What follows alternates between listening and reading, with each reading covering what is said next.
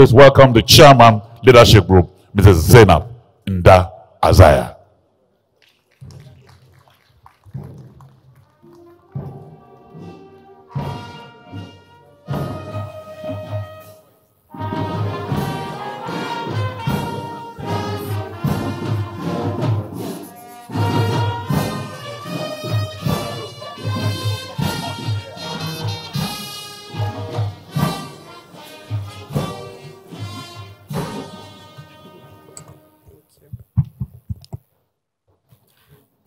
A very good morning to everyone seated here. The Vice President of the Federal Republic of Nigeria, Professor Yemi Osibanjo, SAN, Your Excellency, the First Lady of the Federal Republic of Nigeria and Chairman of this occasion, Dr. Mrs. Aisha Buhari. Sorry, she was meant to be, but now my royal father, the Echunupe, is the chairman. Your Excellency, the Governor of Ekiti State, Chairman of the Nigeria Governors Forum and special guest, Dr. Kayode Fayemi, Your Excellencies, other governors present. I know that the Governor of Gombe is here. The FCT Minister is here. Please just pardon all my protocol mishaps. Heads of government institutions, departments and agencies, members of the diplomatic corps, my Lord Spiritual and Temporal, members of the Advisory Board of Leadership Group, awardees and special guests, members of the press, ladies and gentlemen.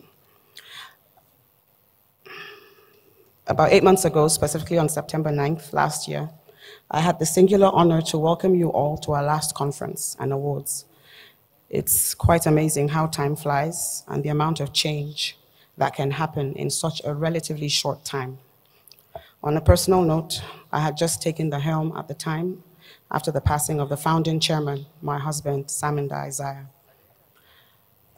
That year, I wasn't a part of the selection process of recipients of the 2020 awards, a process which my husband personally supervised on November 2nd, 2020, before he passed on 39 days later.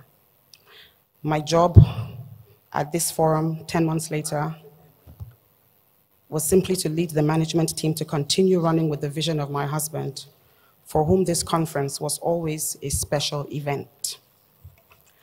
The 2021 selection was quite unique for me. For the first time, I participated in and chaired the process for the 2021 awards. It was literally an eye-opening experience. The selection panel, comprising both members of our advisory board, senior management staff, and journalists on the beat, brought insights and perspectives to our debates. The discussions, which went on for some time, were quite robust and often laced with concrete examples and seeming proof about why this or that nominee was deserving or not. The process was rich, very passionate, and quite intense. I remember when it was my turn to mention the names I had up for nomination. And when I was asked why I had chosen a certain nominee, my response was simply, because I like him. He looks like a nice person. He looks like he has integrity. He sounds like he's honest. And he seems genuine.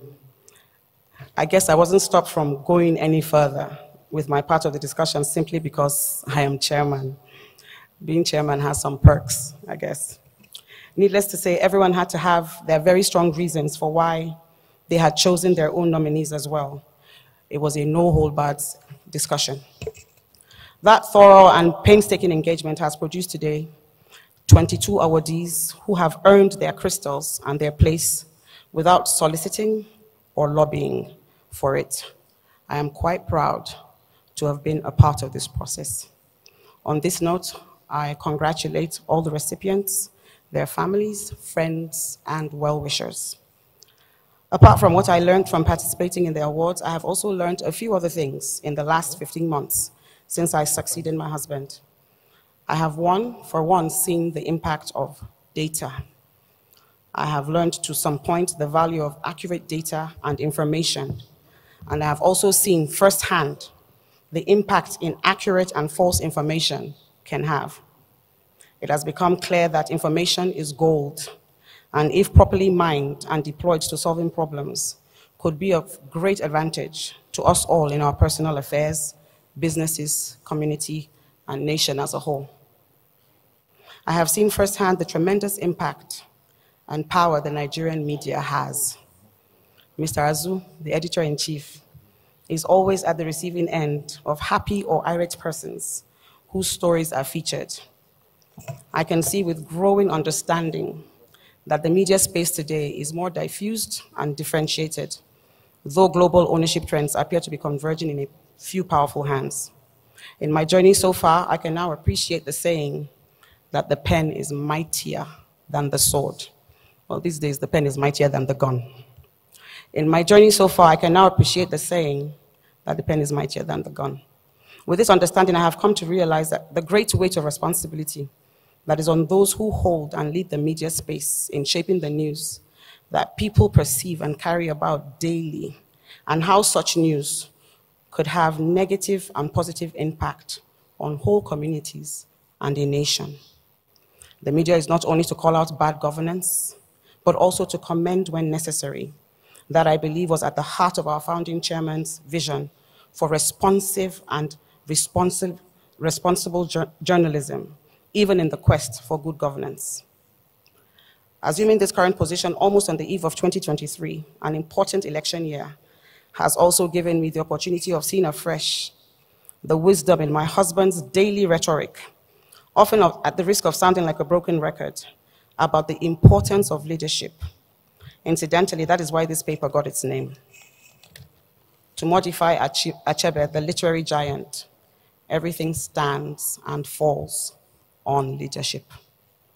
May I humbly urge all those in different positions of leadership, humbly I'm speaking now, particularly political leadership, to remember in the forthcoming 2023 election that there is life beyond elections, a life of accountability to citizens and to God Almighty.